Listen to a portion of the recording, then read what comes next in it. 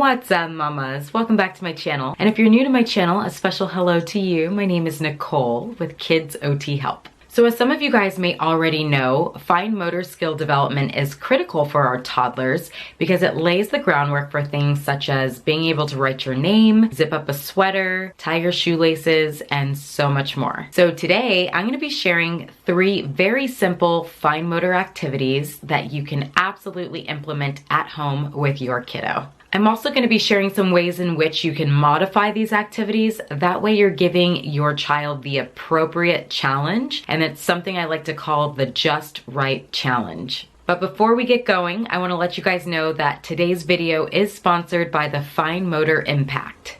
The Fine Motor Impact is a small business run by a group of therapists who create these really fun, all-inclusive fine motor activity kits that target not only your little one's fine motor skills, but also their speech development. Something I really love about these kits, aside from the fact that they're obviously effective, is that they have this homemade feel to them. And that may inspire some of you crafty mamas out there to put together your own fine motor kits. If you're interested in learning more about these kits, I'm gonna leave a link in the description box below. All right, my friends, let's get into it. So I'm gonna start with the simplest activity and then I'll work my way up to the most challenging activity. The first of the 3 activities is placing these thin plastic sticks into a plastic container. So the lid has 2 openings. One side has 3 small holes where the sticks can be inserted, while the other side is 1 giant opening for kiddos that might have a harder time placing objects into a smaller target. I like this activity because it targets dexterity, bilateral hand coordination, which is just using our 2 hands together, as well as our eye-hand coordination skills. The bright colored plastic sticks are visually stimulating and are small enough to require increased attention when picking up and placing. So if you're looking to increase the challenge to this particular activity, what I would do is replace the plastic sticks with something smaller like toothpicks. It makes it a little bit harder to grasp and place inside the container. So the second activity in our video today is what I like to call Feed the Bunny. And all you need for this activity are some puff balls, a pair of plastic tongs, and a round paint palette. So this activity is definitely going to strengthen your child's hands, as well as challenge their visual motor skills, as well as their ability to modulate their own movements. So I modified this activity by starting with larger puff balls, so that way Kai would be successful and not get frustrated with a novel activity. That is something that I would really encourage you mamas to do at home with your kiddos. Start with what I like to call the just right challenge. So I like to explain this in the way of Goldilocks.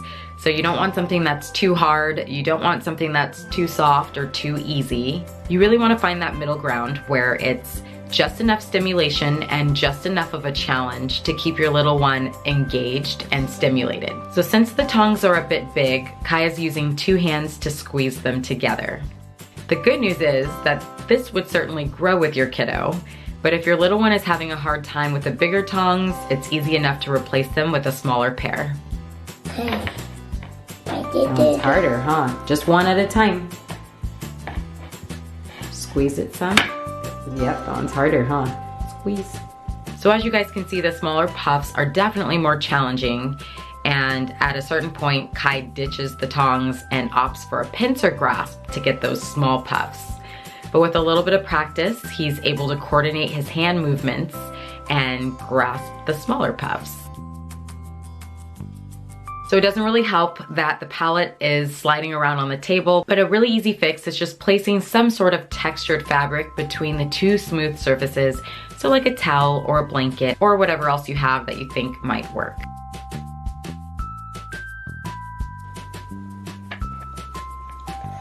Yay! You did it! And you guys, seeing your kid's face after they accomplish something that's challenging to them is everything. So the final activity in this video today is placing these adorable little fish into their fish bowl. This activity is comprised of little fish that are glued to these cute little wooden clothespins and a really adorable looking felt cutout of a fish bowl. So again, this activity is definitely gonna strengthen your kiddos' fingers and their hands, and it's really gonna challenge their motor planning abilities as well as their visual motor skills. You see how you open? Open. And you squeeze, yeah.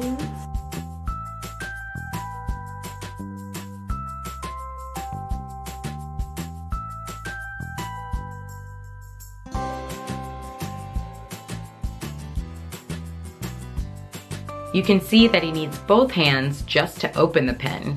So he can't even think about which way the bowl is facing or the fish is facing. Once he gets the pens open, he's using all of his brain capacity just to get it onto the target. So you guys are looking at Kai making all sorts of faces and even drooling at one point to try and will this pen open.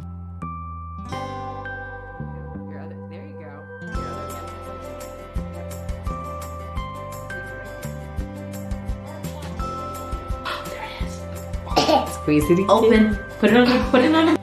So these extra movements are called motor overflow. So motor overflow is when you see other not related body parts activated or moving simultaneous to the body parts that are involved in the activity. So in this case, you see him stabilizing with his neck and his chin. He's really tight. And then you also see him lose his oral motor control and he starts drooling because the activity is so challenging that he's focusing everything he's got into completing this task. Now, pulling the pins off the fishbowl is a much easier task. And as you guys can see, he's even able to do it with two hands. So one hand holding the fishbowl and one hand dedicated to taking the pins off. So if your little one gets stuck trying to open the pens or it becomes too frustrating for them, you can modify the task by just placing the pins on for them and having them practice just pulling the pins off. And then you can work your way up to practicing opening the pins and placing them on. So these were just the first 3 fun activities in this kit. Be on the lookout for my next fine motor activities video, in which I will introduce some more challenging activities for our preschoolers as well as our ninja toddlers. If you like this video, please give it a big thumbs up and don't forget to subscribe if you haven't done that already. Thanks so much for watching, you guys. I will catch you in the next one. Bye.